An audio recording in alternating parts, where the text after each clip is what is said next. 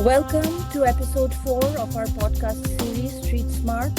I am Anu Chakravarti with the Global Center for Youth Futures, and I'm so pleased to have as our guest today Coumba Touré. As I look around the world today and I think about current conditions for children and young people and their futures, I can think of no better person to spend some time with than Coumba. Coumba is a multilingual storyteller, writer, popular educator. She's a facilitator and coach. She spent over 25 years working on social justice issues. She serves as the chair of the board of directors for the Trust Africa Foundation based in Senegal. She is on the board of many organizations such as Women Building Up based in New York. She's an ambassador for Africans Rising, which is a Pan-African movement for youth development and justice. She has founded the Invisible Giants Project that researches and celebrates women who make a difference in their community. She has led the launch of Ashoka Foundation's Africa Empathy Initiative. All of this is a continuation of her work in the 1990s when she began to create and implement a curriculum of leadership for young people, especially young women. She directs Falia, a publishing house that produces children's books in English, French, Wolof, and Bambara. She is founder and managing director of Coumba, which produces and sells children's books. And above all, most important of all, Coumba believes in action that is driven by creativity and empathy. Coumba, welcome. If we could Thank you so much. So much. Thank you. Thank you for being here. If we could start on a personal note, Coumba, when did you start writing? And what did you hope to accomplish through your writing? Writing, I think, was early on, very early, more for pleasure, poetry, stories. Already as a child, I was writing from primary school. But writing for, I guess, other people to see and to use really got strong at the Institute for Popular Education in Mali when we needed texts for children to learn to read and write, but wanted content that went with our ways of thinking. That we didn't want, texts that promoted violence or racism or sexism. And it was to find in the books that existed. So I started writing for the classes, for things to be used. Some of those texts got published. So yeah, I came to writing really and publishing through popular education. And through trying to create stories that we could use. Right.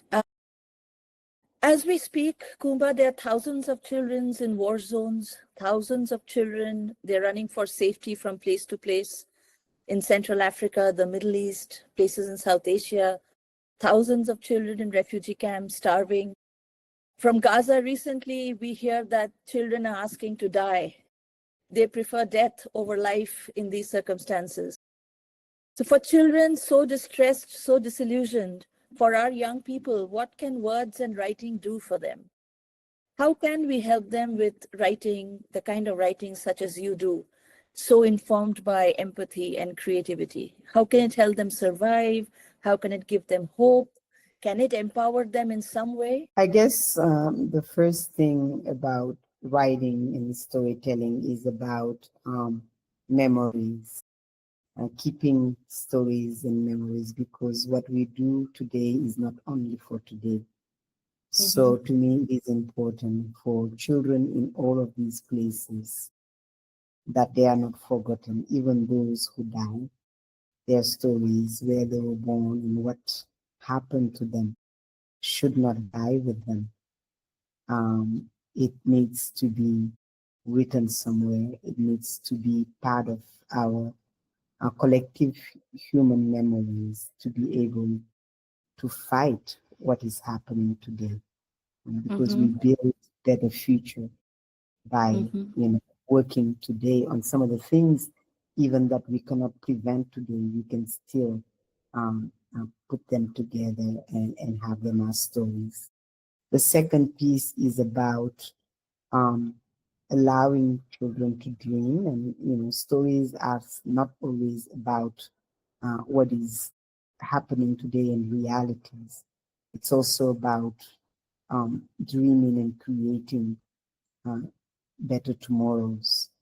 So I Right. think stories can serve that, even as people are displaced, um, people are in places where they don't have everything that they need. They still need um, dreams, hope. So stories serve that. They Mm-hmm. can also serve as tools of expressions and tools of healing. When people are out of those spaces, Mm-hmm. they still carry the pain, the burden of those stories. So writing can serve as ways of expression for healing purposes. So that Mm-hmm. the things to think of. And of course, writing is not enough. They need many more things. They need food, they need health, they need people who care. Of course. But writing is part of it, can be a piece of it. I was recalling the book, and then there's a movie based on that book called The Book Thief. It's a World War II story set in the Second World War, where this child is taking books from the library, the library in the house, and smuggling them to Jewish children who are hiding. And the stories keep them alive, and every time they finish a Yeah, book, she takes it back and brings them another one. And it's just a means of escaping the moment, a means yeah, of escaping the torment and the fear, and to enjoy something, even as everything yeah, sort of is crashing down around them and life is as brutal as it can get. So as a tool of survival, perhaps, yes, just by providing moments of escape. definitely. um, how do we reach the children, though, Kumba? I mean, how do we put books in their hands? Because we have to go through so many gatekeepers. There are governments that ban books. There are blockades that will not allow anything to enter. There are parents often with rigid views that they will, not allow their children to access certain kinds of books. They will limit their access to books, a wide variety of books. How do we soften the attitudes of the gatekeepers? Perhaps we Hmm. need books for the gatekeeper. Perhaps we do. Uh, but I guess, as with everything that is taken away from people, they have to find their ways to those things and to those books. And of course, there has to be people who are uh, smugglers, people who bring those books, who find those ways, whether it is through formal schools where books get donated, whether it's teachers who brings it in, or it's in, cultural centers where they exist, or people who are supposed to bring other things, people who bring food or who do health. Books have to Yeah. be in other places than bookstores and schools, so that it become accessible to the children, where they find their games. There has to be people who are interested and determined to put the books and the stories in the hands of the children.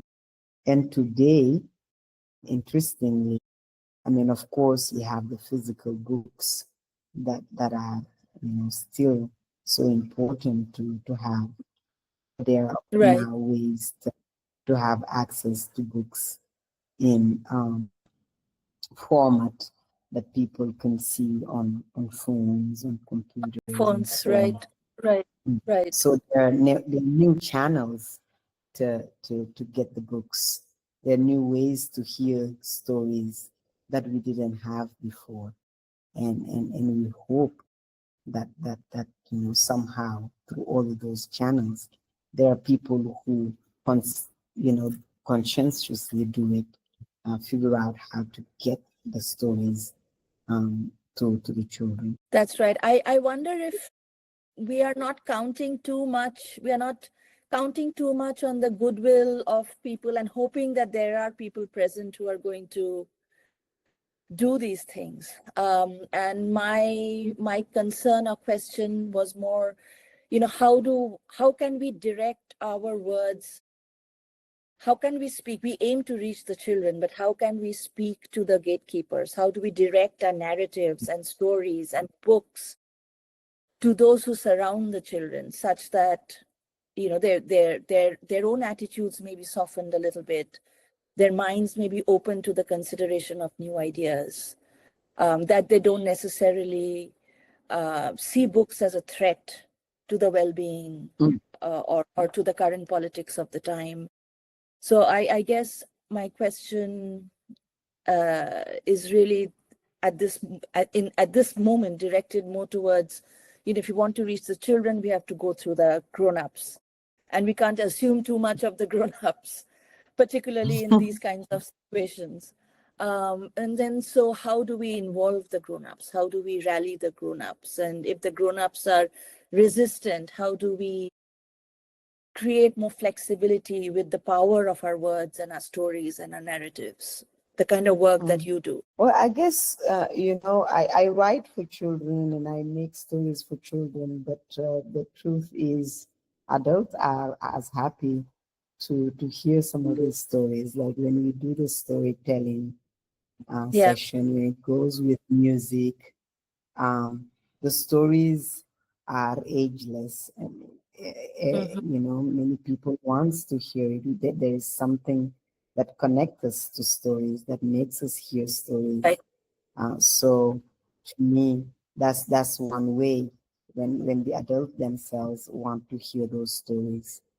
The other thing is to be very systematic in terms of uh, what what is accessible to children, where do they go, and how they can have access to those stories and to those books. But Right. yes, we count a lot on individuals and sometimes on organizations. But the truth is to break ways and to make ways for certain stories to get to children. It will take people who actually decide to make it their their work, to make it part of what they do, to make it Right. accessible to children. And sometimes, depending on the difficulty and the situation,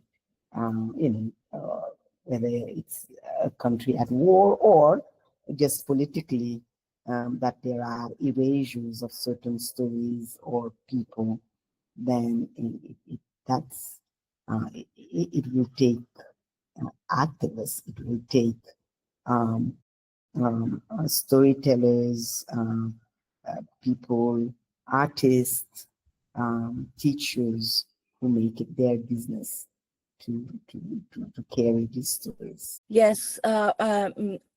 Because a book needs an infrastructure around it. For the book to have impact, there has to be a reading culture.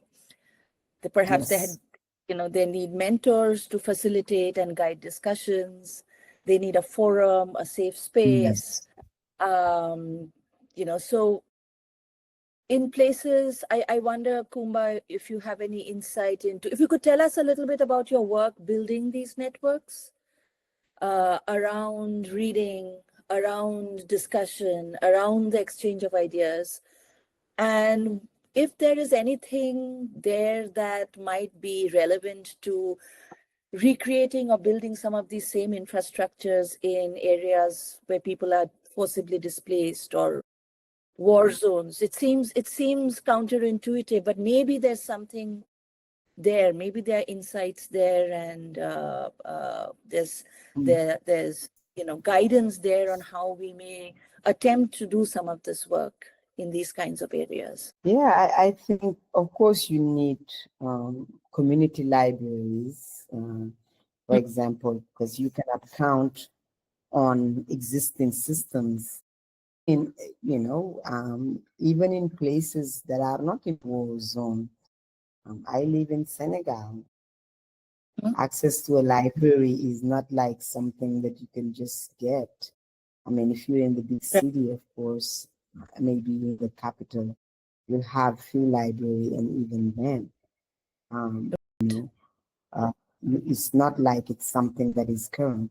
So if you really want it, you have to create your own. People have to come together, bring their books together, and create, community libraries, which is what people actually do. I mean, in the village where I live, Aisha Mm-hmm. Atta, who's also a writer, has started a community library, what the books Mm-hmm. herself put together. It is the way to do it. Book clubs. Um, uh, for me as a child, we didn't have as much money to be buying books, so we just rented them. So you have maybe one or two books, and then you take it back to the bookseller, because it's not new books, it's old books. You give Yes. them that book, and then you give them, a cent, few cents, and you have a new book to read. And the next time you give back that book and put some other little money to do. So Right. people find ways to do it, and I think those ways might be the ways also. I mean, the ways that we do in when we don't have the infrastructure, Mm-hmm. might be the ways people can use also in war zone, because of the lack of infrastructure. So with Falia, we've always organized, got children together and brought the books, get them to read together, or read for them, or organize outings to the library, because they live, in district where there is no library. So Right. going together and taking a bus to a library so they could see it, that it exists, that there is such a place where there is like many books, makes a huge difference. And today, even, you know, 25 years later, children that have taken to just visit library still talk about it, and still talk about what it shifted and changed in their ways of seeing and in their lives. Right. The contrast, sometimes I'm struck by at least a seeming contrast here in the United States, where, resources are so freely available. There are 5 public libraries within sort of 10 miles, and there are all kinds of resources that they make available at no cost. Um, and yet there is literacy, numeracy, reading cultures are all on the decline here in the US. And I was wondering what your experience is, where generally levels of primary schooling or high schooling are low. What is the kind of enthusiasm that you see or you have seen in all your work, for a young kid, maybe a young teenager, or, a 9 or 10-year-old, to actually say, I want to go to the library and see what's in it? I mean, I know that there's a lot of kids who, would be so happy if they could even just have a Mm-hmm. trip to the library, if they could do something there, because they don't have access to it. And that would be so happy if they're given a book, because they don't have any, they don't own uh, a Yeah. book, or anything. But the truth also is that reading, yes, is on a decline in many places. Just the culture of reading may be on the decline, because what it takes is to have adults, parents also either want to read, or want to take the kids. I would say that for my own experience, it was my mother, taking us to Right. the library. Read much. I mean, she went to school and knew a lot of stuff, but reading has never been part of her, culture or thing. When she told us, she said, because I didn't read enough, that's why I couldn't go as far as I wanted in terms of, academics. So Mm-hmm. she took us, while we read, she did her crochet or whatever and read it for us. Uh, so for that culture, when you say libraries are available within miles, the fact that the libraries are there is not enough. Somebody has to Right.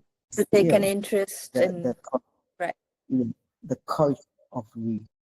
And again, it boils down to people, individuals, programs, whether it's in the schools or outside of school, that actually take the children, read for the children, uh, hear them reading, organize reading uh, Mm. clubs or competitions, so that it's part of the culture. And that, you cannot bypass that, even if you have Right. all the books possible and all the spaces possible to read. If those actions are not done, you cannot have a reading culture. That's right.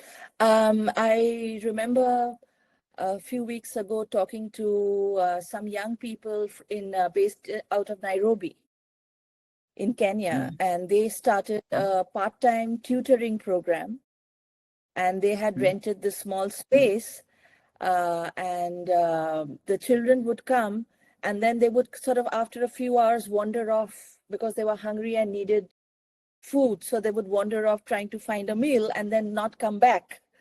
mm, And then they found a donor who sent them this tutoring center about 300 books. So the shipment of 300 children's books arrived, and they put up shelves and they laid it out nicely. And, a lot of children would just stay back just to read those books. And the donor was so impressed by the use rate of those books, because he had imagined that maybe the books would just sit on the shelves, and the children would not use them. But he was so impressed that the books seemed so well used and so well taken care of, that he actually brought in other donors, and that part-time tutoring center has now grown into a full-time primary school, and they even have a high school now. So Wow, I'm that's an very amazing. struck by that the children stay back just to be able to read. Yeah, I'm not surprised at all. I think if you put, beautiful children's book accessible in many of the communities, that I know of, there will be Yeah, use, because there is a lack of it and there is a hunger, um, for it. right. Speaking of your experience with your mother, I want to add that, I had such similar experiences myself, because, my mother used to take me and my sisters to these bookstores. They were laid out on the sidewalk. And Mm, just as you described, you would kind of rent the books from them. And they had a wide variety of selections, and fiction, nonfiction, encyclopedias, and we sort of went through the books, so fast. So we would always finish the book and then tell our mom to sort of take us back there to, for the next round, and yep. that's how we had access to so many different kinds of books. The shop on the sidewalk. It's not even it's not even in a sort of there's no shelter around it. It's just some plastic sheets and lots of books on the road, on the Wow, sidewalks. I can imagine. Yes, it's funny how our experiences are not that different, despite Mm. being born and raised in different parts of the world. Um, People find their ways to read, and Yeah. they look remarkably similar. Yep. Um, Kumba, in my experience, sort of as a mom, and an aunt, and a professor, I find that children are remarkably mature. They're capable Yeah. of, not just children, young adults too. I mean, capable of reflection. They're capable of fairness. They're capable of receiving other points of view. And a few days ago, a 9-year-old child asked me, he was just talking with me, and he said, I was told in school that two wrongs do not make a right. So if somebody hits you, hitting them back does not make it right.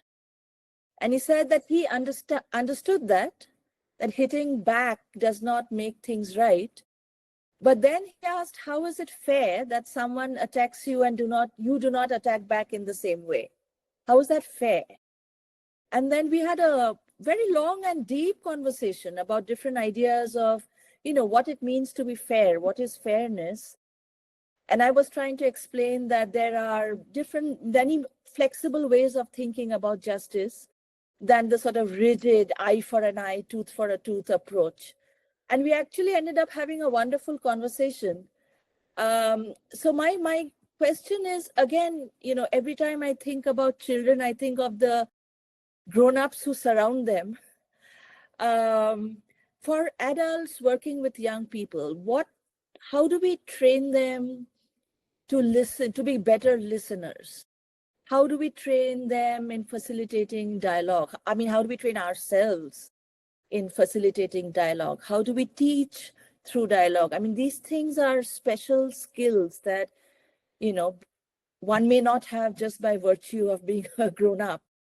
And yet it seems that if you want to engage children, if you want to talk with them, not down to them, but with them, you have to listen to them, you have to dialogue with them, you have to teach them through a back and forth process. And I wonder, Coumba, in your experience as facilitator, as coach, as mentor, do you have any insights into what it might take? I mean, what it might take to create adults better equipped to facilitate these things? Mm. I think the first thing for adult who wants to work with children is to face their own childhood, be able to write that letter Mm-hmm. to that child that they were, to meet back that child and to be respectful to that child, Yeah. to heal that child also, because I feel like many times we carry what we know. If as children we were not listened to, we were treated as people who didn't know anything, or Mm-hmm. even the things of violence, whether it's through words or physical or sexual, Mm-hmm. that we carry those and we treat children like we were treated. Because in the end, we look at ourselves and we say, hey, I did not turn that bad anyway. I'm Mm-hmm. here and I survived. So, Mm-hmm. why do you think, these children deserve better? But I think if adults first work on themselves, Mm-hmm. recognize who they were, what they'd gone through, what Mm-hmm. was okay and what was not, Mm-hmm. then they can do something different. Then they can give what they didn't receive, because that's the most difficult thing. Mm-hmm. It's to be able to give that respect to children that you Mm-hmm. did not receive, that Mm-hmm. listening to children that you receive as a child. And so that is the challenge, I believe. So the work is on the adults themselves before they will be able to work with children. And like you said, yes, talk about maturity. I think we can learn a lot from children. I believe, at least as parents, we are raised by our children as much as we raise them. If we are open to, we are open to it. Same thing with um, teachers, because many times there are insight or things that we forget, their openness that we might not have, their imaginations that we lose, that if we pay attention, if we are open, and especially if we give the permission, if we create the safe space that we might get access to through children. Coumba, in your work as facilitator, I'm sure, I mean, there's a lot of currency attached to the term inclusive dialogue. What does inclusive dialogue mean? How do you include someone by just giving them a seat at the table? Or I'm sure there's much more to that. And how difficult is it to engage in inclusive dialogue? Something that's meaningful, that we are not talking past each other, we are talking actually to each other, with each other. That it takes a special set of skills. And I'm always struck in your work by these two, creativity and empathy. And I wonder what role this plays in being a good facilitator of inclusive dialogue, what other special set of skills one might need to be a good facilitator. Because in this world that's sort of moving in different directions, and we are always, fighting about something. And sometimes it seems like the world has gone mad. It seems more important than ever that the grown-ups understand what is inclusive dialogue, have some skills in it, and can actually apply it in their settings to themselves and to the children. So I wonder, in your experience, what are the difficulties, what you see are the possibilities, and what sort of special techniques might be involved in actually having a successful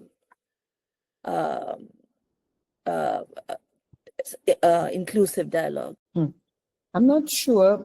What I know is that listening skills are very important, and it's something that we develop. And when I say listening, is really taking time to listen to people and to ask a question, to be genuine questions, to understand. I think that's the beginning really of really facilitating is listening. Now when we are facilitating people who come from very different experiences of life, then I think it is important to have facilitators that they trust. It's not just about the facilitator, it's also about participant, people that they feel can hear them or will hear them. And the setting that is put early on for people to know kind of the rules of the dialogue and how to do it are very important. And diversity, of course, I mean, if you're bringing people together, it is important to bring people who come from very, who might come from very different places, because then they bring different views and different possibilities. Of course, it makes it harder in terms of facilitating. It's easier to facilitate who have the same views, but it is much richer and learning and growing happens when people from different experiences um, have the safe space and the possibility to be in conversation and to hear each other and to understand each other. So that's really what I can think of. At least the experiences that I have of it when with yes, use for environmental sanity for many years. We facilitated many conversations with young leaders from all over the world. One of them was global, and people Right. from very different places. Of course, all of them interested in, social justice and making change and building a better world, but coming from very different ways of doing things, very different experiences, um, very different histories, languages, geography, even belief systems or ways in which they think change will or might happen. Um, but it's an extraordinary experience when it's possible to facilitate. What would you say were some of the sort of specific accomplishments of that dialogue? Is it possible to point to sort of outcomes, or it's a process that you have to keep at it, and it's not really possible to say this is the end point of the dialogue and these are the outcomes that came about? We just have to work with the process over time. I think it's something that we work over time. But clearly, people who've gone through the process, have grown as individuals, but also because they work and they're leaders in their community, it also affects the way they work and the people that they work with and decisions that they make, because it made them aware not only of other issues, other people, but also other ways of addressing things. We talk about creativity. I talk about ways of people might be interested in doing politics, other people might be more interested in doing research, other people might be more in art and creativity. But the personal growth, the change that we want in the world, and start with the people themselves who want that change. And Right. when the shift happens for them individually, when they see the possibility of changing themselves, then it opens the possibility for their organizations, their movements, their institutions that they are running or are part of to shift and change. So yes, there are incredible outcomes in that ways, but also the connections, because as people enter dialogues that are deep enough to shift or chisel each other's mind, they also build that personal connection is built through that growth. Because when you grow, it's like when you grow up together. Most of the time, when people live in the same place and grow together, they build a friendship and over the course of years. But even over the course of short dialogues, whether it's for a week or 10 days or a day or two, depending on how people grow out of that dialogue, their relationship is as strong as the Yes. growth they have themselves. There is something that connects people in that way when they grow together, which is to me an incredible outcome. As a facilitator, how do you detect that shift? How do you sense that this shift is now happening? How do you, maybe I it's an think intuitive thing, or Is there some observable aspect of this shift happening? I don't know that you can predict it Mm-hmm. because you might fail at, moving conversations and so on. But when people work together through tension, when people who might in the beginning just say never this or ever that, Mm-hmm. or when people, can drop some of their certitudes, like things that they were so sure about, and that they Mm-hmm. open, a little door for doubt, and that allows them to listen to something else. Mm-hmm. As a facilitator, you can see the change in the shift happening. And it can be right there, like Mm-hmm. a light bulb that, that is, lighted. But it can come much later, sometime years after, that people say, what about this particular issue or these things that we discuss? I was wrong, and Mm-hmm. this was right. Yeah. How important is it to bring back this cohort? I mean, I'm imagining a forum where you're having this dialogue and then everybody disperses.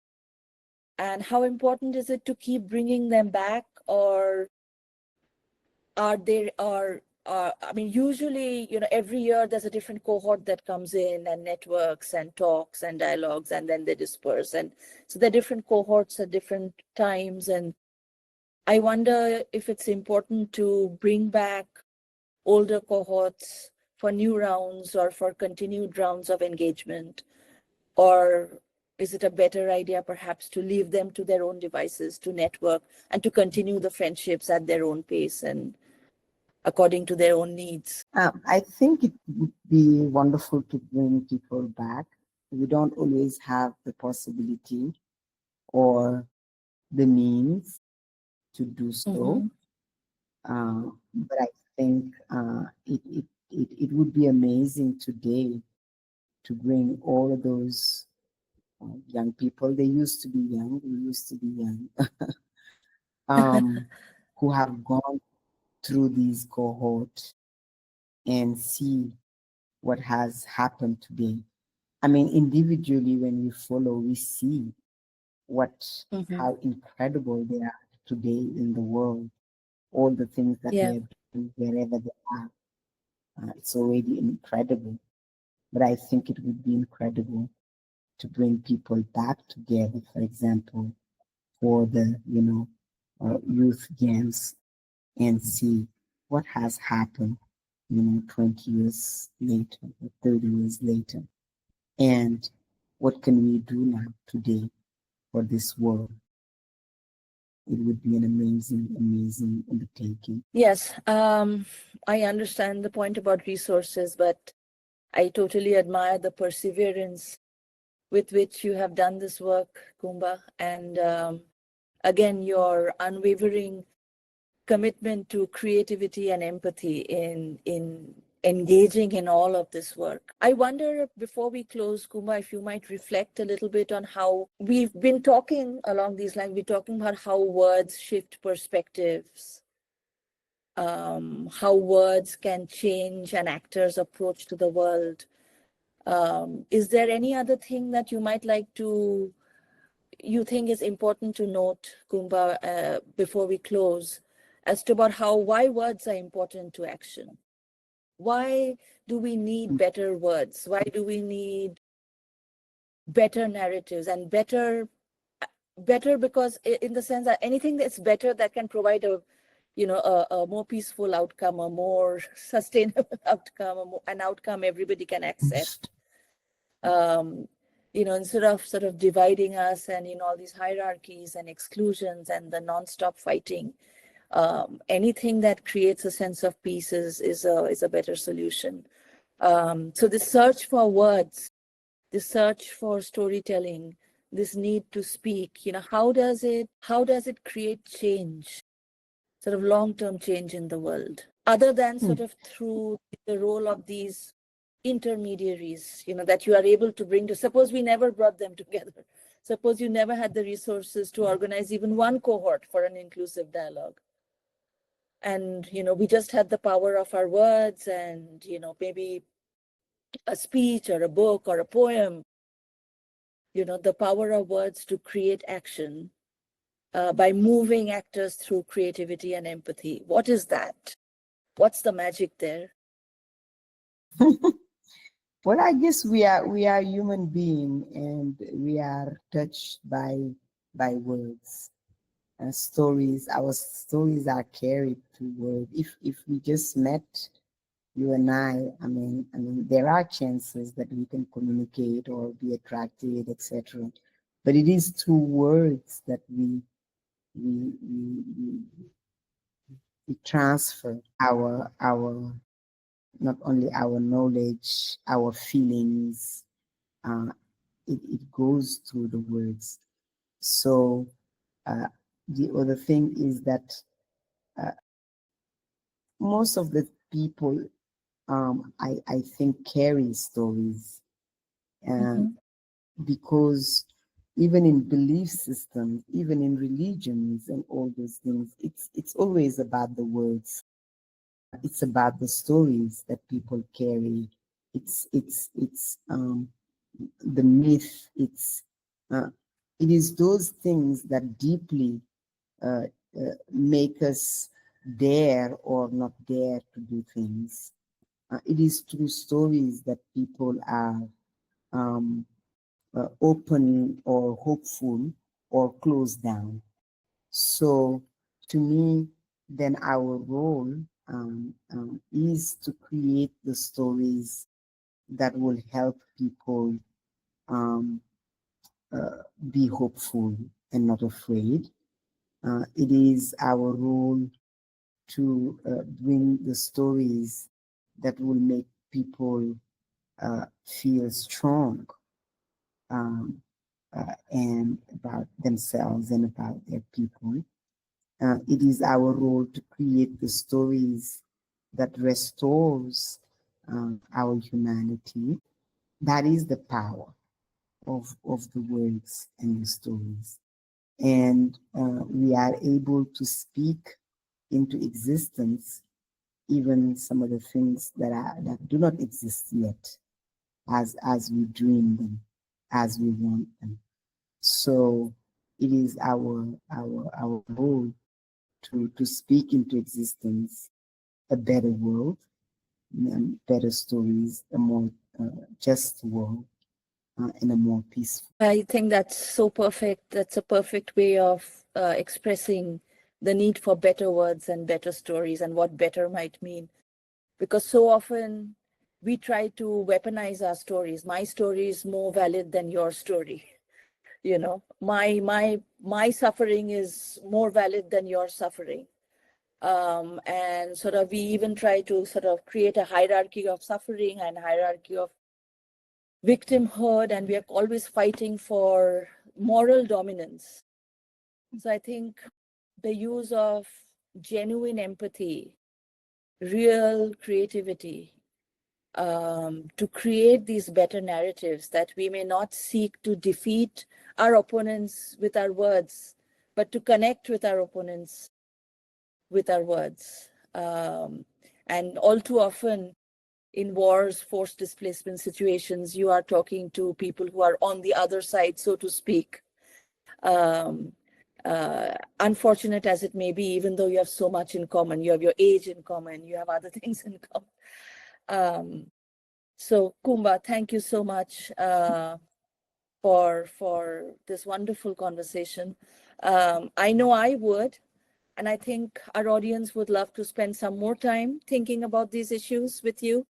And in the future, I would love to invite you back for another installment of our podcast. We at GCYF would love to make that happen. Thank you so much for your time today. Yeah. Thank you for showing us how creativity and empathy can turn into constructive action for our young people who need it the most. That's it for us today. Thank you. That's it for us today. Until our next episode, bye bye.